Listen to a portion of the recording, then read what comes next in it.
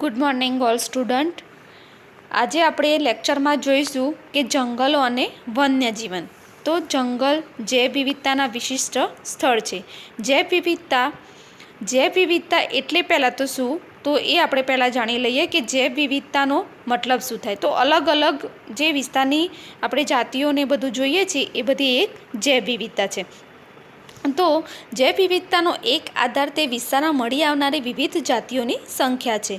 જો કે સજીવોમાં વિવિધ સ્વરૂપો એટલે કે જીવાણુ, બેક્ટેરિયા, ફૂગ, ત્રિઅંગી, સપુષ્પી વનસ્પતિઓ, સૂત્રકૃમિ, કીટકો, પક્ષીઓ, સરીસૃપ વગેરે પણ મહત્વપૂર્ણ છે. એટલે કે બધી વિવિધતામાં પ્રાણીઓ પણ હોય, બેક્ટેરિયા, ફૂગ, ત્રિઅંગી વનસ્પતિ એટલે કે મકાઈ, એ બધું બરાબર.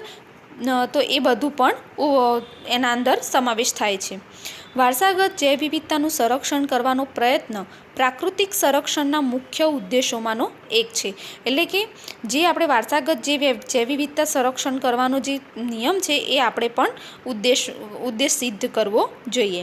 પ્રયોગો અને ક્ષેત્ર અભ્યાસથી આપણને જાણકારી મળે છે કે વિવિધતાનો નાશ થવાથી પરિસ્થિતિએ સ્થાયીતા પણ નાશ પામી શકે છે. એટલે કે કોઈ પણ જૈવ વિવિધતા જો કોઈ જગ્યાની નાશ થાય તો ત્યાંની દરેક વસ્તુનો પણ વિવિધતામાં ફેરફાર જોવા મળે છે. હવે જંગલને લગતી વ્યક્તિઓ. આપણે જંગલોની વિવિધ નિપજોનો ઉપયોગ કરીએ છીએ, પરંતુ જંગલ સ્ત્રોતો પર આપણી નિર્ભરતાના વિવિધતા છે. એટલે કે આપણે જંગલના જે સ્ત્રોત છે એમાં આપણે કેવી આપણી નિર્ભરતા છે એ જોવાના છે. આપણામાંથી કેટલાક લોકોની પાસે વિકલ્પો છે, પરંતુ કેટલાકની પાસે નથી. જેમ કે જે આદિવાસી વિસ્તારના જે લોકો હોય છે તો એમની જોડે એમના માટે જંગલો જ બધું હોય છે.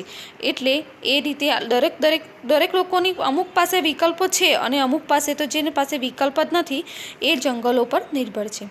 જ્યારે આપણે વન સંરક્ષણની વાત વિશે વિચારીએ છીએ ત્યારે તેની સાથે સંકળાયેલી વ્યક્તિઓ કે સંસ્થાઓને ધ્યાનમાં લેવી જોઈએ. જેમ કે જંગલની અંદર તેમજ તેની નજીક રહેનારા લોકો પોતાની અનેક જરૂરિયાતો માટે જંગલ પર રહે છે. એટલે કે જે લોકો જંગલમાં જ રહે છે એમની જરૂરિયાતો એ મેઇન જે જરૂરિયાત છે એ જંગલ છે. સરકારના વન વિભાગ કે જેની પાસે જંગલોનું નિયંત્રણ છે અને તે જંગલોમાંથી પ્રાપ્ત સ્ત્રોતોનું નિયંત્રણ કરે છે. ઉદ્યોગપતિઓ જેઓ ટીમરૂના પર્ણોમાંથી બીડી બનાવીને લઈને કાગળ મિલ સુધી જંગલોની વિવિધ નિપજોનો ઉપયોગ કરે છે. જો કે તેઓ જંગલોના કોઈપણ એક વિસ્તાર પર આધારિત હોતા નથી. એટલે કે કોઈ એક વિસ્તાર પર આધારિત, એટલે કે ટીમરૂના પર્ણોમાંથી શું બનાવવામાં આવે છે? બીડી. અને છેક કાગળના મિલ સુધી પણ આ ઉદ્યોગપતિઓને દરેક રીતે જંગલો કામ લાગતા હોય છે.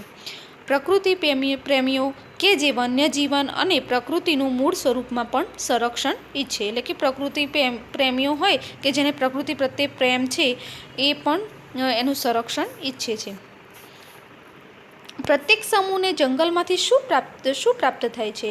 સ્થાનિક લોકોને વધારે માત્રામાં બળતણ માટે લાકડું, નાની લાકડીઓ અને છાપરા માટેના પરાળ એટલે કે લાકડાની જરૂરિયાત હોય છે.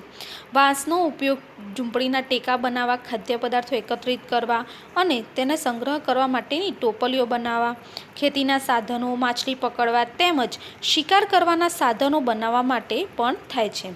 પછી તે સિવાય જંગલ માછલી પકડવા માટેનું શિકારનું સ્થાન પણ હોય છે. એટલે કે આ બધા છે જંગલથી આપણને જે વસ્તુ પ્રાપ્ત થઈ રહી છે એ વસ્તુ માટે બતાવે છે.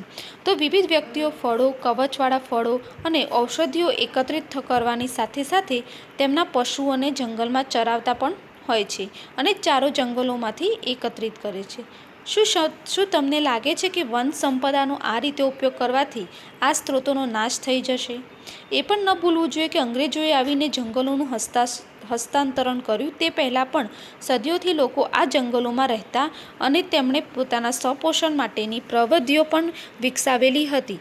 અંગ્રેજોએ ના માત્ર આધિપત્ય જમાવ્યું પણ તેઓની જરૂરિયાત માટે જંગલોનું નિર્મમતાથી શોષણ પણ કર્યું. તેઓએ મૂળ આદિવાસીઓને માત્ર સીમિત કે મર્યાદિત વિસ્તારમાં જ રહેવા માટે લાચાર બનાવ્યા તથા વન સ્ત્રોતોની કોઈપણ મર્યાદા વગર અતિશોષણ કરવાની જરૂરિયાત કરી હતી. સ્વતંત્રતા પછી અંગ્રેજોથી વનોનું નિયંત્રણ તો આપણા હસ્તક થયું, પરંતુ વ્યવસ્થાપનમાં સ્થાનિક લોકોની જરૂરિયાત અને તેમની જ્ઞાનની અપેક્ષા થતી રહી. આમ જંગલોનો ખૂબ મોટો વિસ્તાર એક જ પ્રકારના જંગલો જેવા કે પાઇન, સાગ કે નીલગિરીના જંગલોમાં પરિવર્તિત થતો હોય ગયો. આ વૃક્ષોને ઉગાડવા માટે સૌપ્રથમ સમગ્ર વિસ્તારમાંથી બીજી બધી વનસ્પતિને દૂર કરવામાં આવી, જેથી આવા વિસ્તારની જેવી કે પશુઓ માટે ચારો, ઔષધિ માટે વનસ્પતિ, ફળ તેમજ કવચવાળા ફળો વગેરેની પ્રાપ્તિ પણ ન થઈ શકી. આ રીતેના વાવેતરોથી ઉદ્યોગોને લાભ મળતો થયો, જે વન વિભાગ માટે આર્થિક આવકનો મુખ્ય સ્ત્રોત બની ગયો. શું તમે જાણો છો કે કેટલાક ઉદ્યોગો જંગલોની નીપજો પર નિર્ભર કરે છે? એટલે કે અમુક ઉદ્યોગો જે હોય છે એ જંગલો પર નિર્ભર કરતા હોય છે, જેમ કે ઇમારતી લાકડું, કાગળ, લાખ તથા રમતની સામગ્રીનો સામાન તેમના કેટલાક ઉદાહરણો છે. એટલે કે ઇમારતી લાકડું આપણને મળી આવે છે, પછી જે કાગળ હોય છે એ બધું શું શેમાંથી મળી આવે છે આપણને? જંગલોમાંથી. ઉદ્યોગો જંગલોને તેમની પોતાની ફેક્ટરી માટે માત્ર કાચા માલના સ્ત્રોત તરીકે જ માત્ર ગણે છે. પોતાના સ્વાર્થ માટે લોકોનો એક મોટો વર્ગ સરકાર તરફથી ઉદ્યોગો માટે કાચા માલને ખૂબ જ ઓછી કિંમતે પ્રાપ્ત કરવામાં કાર્યરત હોય છે, કારણ કે સ્થાનિક નિવાસોની તુલનામાં આ વ્યક્તિઓની પહોંચ સરકારમાં ઘણી વધારે ઉપર હોય છે. એટલે કે સ્થાનિક લોકો જે જંગલો જે હતા એની જગ્યાએ એમના નિવાસસ્થાન બનાવવા લાગ્યા. આમ તેઓએ તે ક્ષેત્ર કે વિસ્તારની જાળવણી તેમજ વિકાસમાં કોઈ રસ હોતો નથી. ઉદાહરણ તરીકે આપણે ઉદાહરણ જોઈએ કે કઈ રીતે હોય છે. તો કોઈ જંગલના સાગના બધા વૃક્ષોને કાપી નાખ્યા, પછી તે અન્ય દૂરના જંગલમાંથી હવે સાગ પ્રાપ્ત કરવા માંડે છે. તેઓને એ વાતને કોઈ મતલબ નથી કે તેઓ જંગલોનો યોગ્ય ઉપયોગ સુનિશ્ચિત રીતે કરે છે, જેથી તે આવનારી પેઢીઓ માટે પણ પ્રાપ્ત થઈ શકે. તમારા મંતવ્ય પ્રમાણે આ પ્રકારનો વ્યવહાર કરનાર લોકોને જંગલોનો આડેધડ ઉપયોગ કરતાં કેવી રીતે રોકવા જોઈએ? આ તમારે આ ક્વેશ્ચન તમારે નોટબુકમાં લખવાનો રહેશે કે જંગલોનો આડેધડ ઉપયોગ કરતાં રોકવા માટે તમે કયા પગલાં લો, તો એ તમારે લખવાનું રહેશે.